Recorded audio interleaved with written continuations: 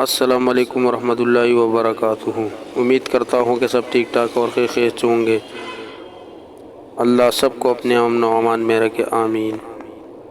آج نبی کریم صلی اللہ علیہ وآلہ وسلم کے 2 احادیث شیئر کروں گا، لیکن اس سے پہلے ایک نصیحت سب کے لیے۔ لوگ آگ سے ڈرتی ہے کہ جلا ڈالے گی، لوگ پانی سے ڈرتے ہیں کہ ڈوب ڈالے گا، لوگ طوفان سے ڈرتے ہیں کہ اڑا لیا جائے گا، لوگ زلزلے سے ڈرتے ہیں کہ دھنسا ڈالے گا، پھر لوگ اللہ سے کیوں نہیں ڈرتے جو ان سب پر قادر ہے۔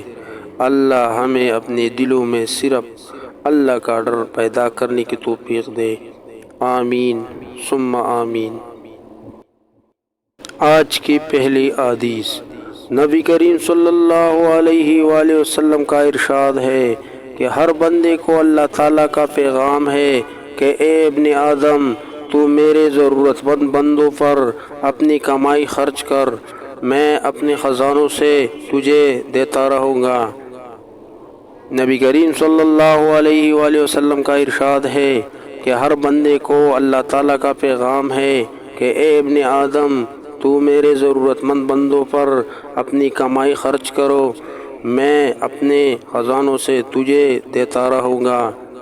صحیح بخاری 5037۔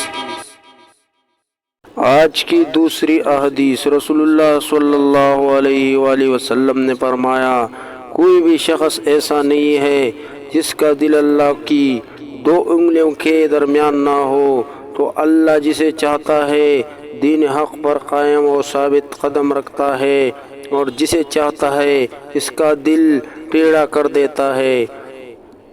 جامعہ ترمذی 3522۔ نیکی کی بات کو آگے پھیلانا صدقہ جاریہ ہے۔